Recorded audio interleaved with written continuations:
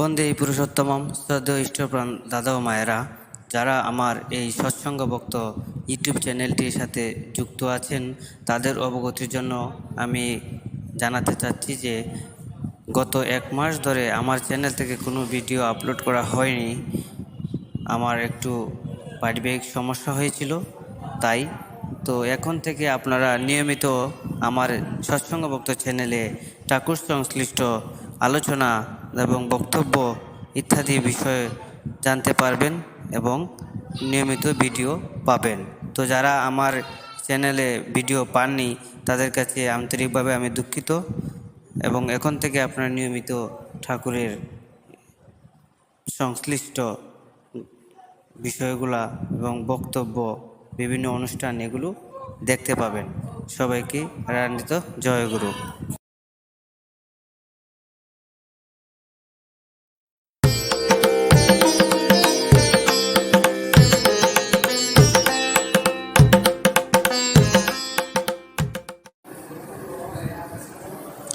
তো আজকে আমি আপনাদের সামনে পরম প্রেমময় শ্রী শ্রী ঠাকুর অনুকূলচন্দ্রের বাল্য বয়সের ঘটে যাওয়া কিছু দিব্য ঘটনা আপনাদের সামনে তুলে ধরছি।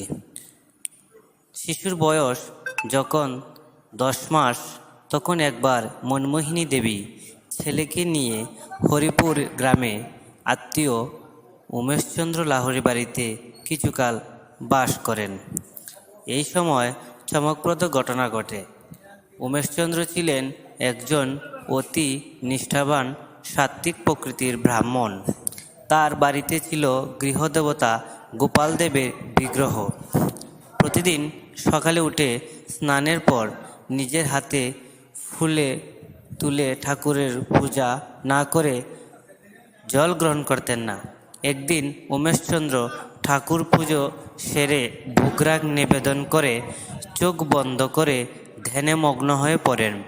এমন সময় ঠুং শব্দে তার ধ্যান ভঙ্গ হয়ে যায়।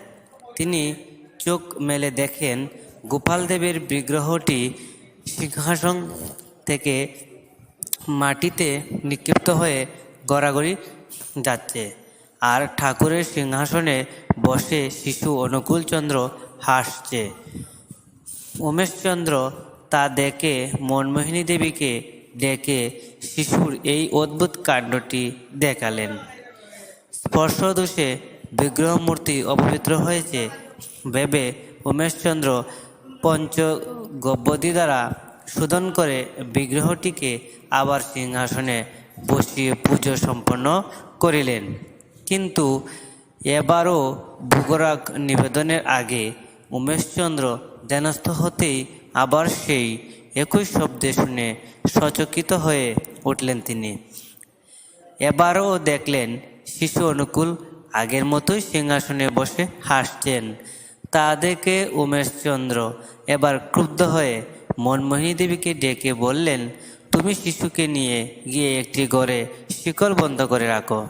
আমার পুজো সম্পূর্ণ শেষ না হওয়া পর্যন্ত তাকে ছাড়বে না।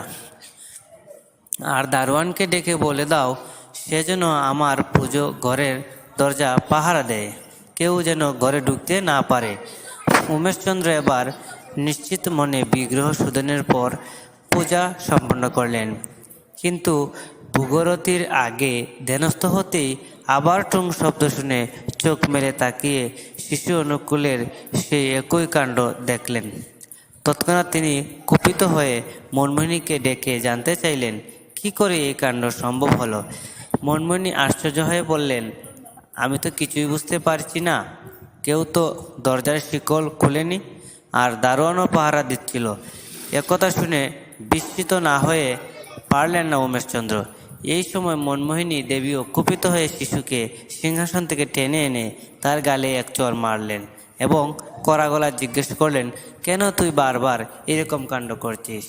শিশু তখন কাঁদো কাঁদোভাবে অর্ধস্ফুট স্বরে উত্তর করল, ও আমার ডাকে কেন?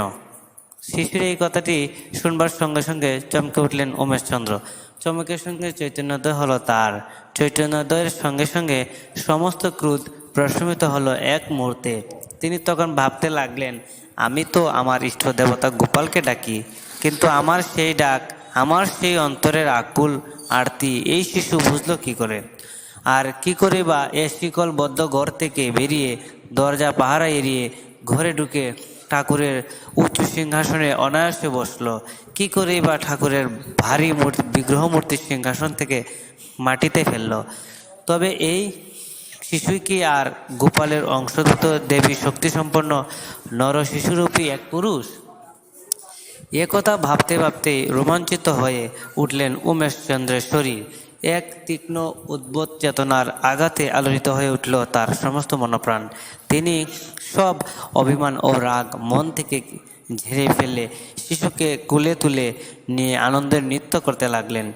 আনন্দক্রোধর অবিরল ধারা ঝরে পড়তে লাগলো তার দু চোখ থেকে। তিনি ভাবে বিভোর হয়ে বারবার বলতে লাগলেন, আজ এতদিনে আমার সার্থক হলো গোপালের পুজো।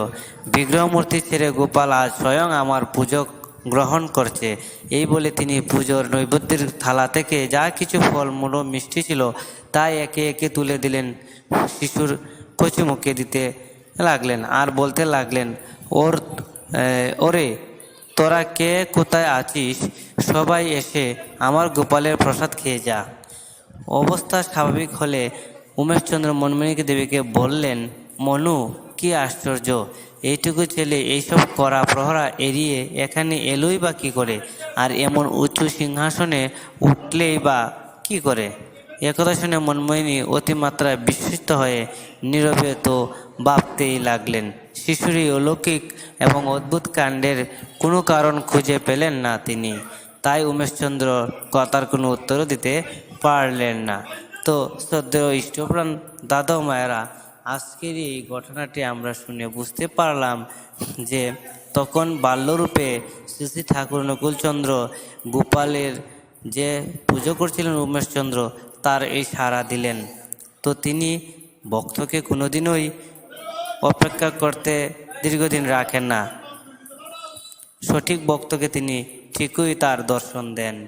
তো আজকের এই ঘটনাটি কেমন লাগলো আপনারা আমাকে জানাবেন কমেন্টসে, এবং আমার এই সৎসঙ্গ ভক্ত চ্যানেলের সাথে থাকবেন এবং নিয়মিত আরও নতুন নতুন ঠাকুরের বাল্যলীলার ঘটনা শুনতে পারবেন। জয় গুরু।